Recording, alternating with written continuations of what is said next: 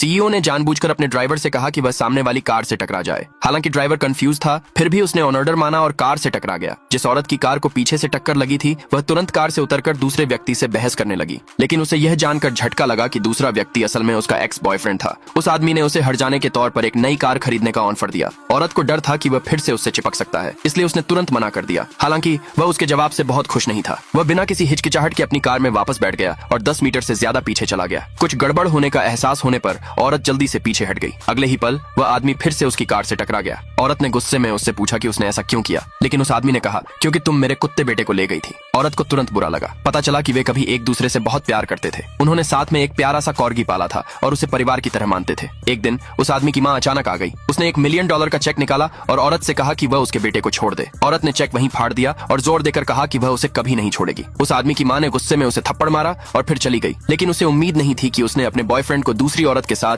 शादी का dress try करते हुए देखा। उस पल औरत ने अपनी मर्जी से जाने का फैसला किया। जब वह आदमी घर लौटा तो उसे वह ब्रेकअप लेटर मिला जो वह छोड़ गई थी। घर की हर चीज आधी आधी बांट दी गई थी और कुत्ते को भी वह ले गई थी। उसने तुरंत उसे टेक्स्ट किया, लेकिन पता चला कि उसे ब्लॉक कर दिया गया है। कई सालों बाद वे फिर मिले। औरत यह जानकर हैरान रह गई कि वह उसकी कंपनी का नया सीईओ बन गया है। वह इस बारे में झिझकने लगी कि उसे अपनी नौकरी छोड़ देनी चाहिए या नहीं, लेकिन उस आदमी ने उसे अपने ऑफिस में बुलाया। उसने उसे अपनी असिस्टेंट बनने के लिए कहा, लेकिन कहा कि उसकी सैलरी इंटर्नशिप रेट के आधार पर होगी। यह सुनकर कि वह उसकी सैलरी कम करना चाहता है, औरत ने तुरंत इस्तीफा दे दिया। अगले दिन उसने जाने के लिए अपना सामान पैक किया, लेकिन उसके साथ काम करने वालों ने अचानक उसके प्रमोशन और सैलरी बढ़ाने का जश्न मनाया। उसे उम्मीद नहीं थी कि वह आदमी उसकी सैलरी डबल कर देगा। उसने तुरंत इस्तीफा देने का आइडिया छोड़ दिया, लेकिन इससे पहले कि वह ज्यादा देर खुश रह पाती उसे पुलिस स्टेशन ले जाया गया। पता चला कि उस आदमी ने पुलिस को फोन करके कहा था कि औरत ने उसका कुत्ता चुरा लिया है। पुलिस ने दोनों तरफ से मालिकाना हक का सबूत देने को कहा। उस आदमी ने तुरंत कुत्ते का परचेज सर्टिफिकेट और कुछ जरूरी डॉक्यूमेंट्स निकाले। औरत के पास यह मानने के अलावा कोई चारा नहीं था कि उसने उसका कुत्ता चुरा लिया है। उसने उस आदमी के सामने ऐसा दिखाने की पूरी कोशिश की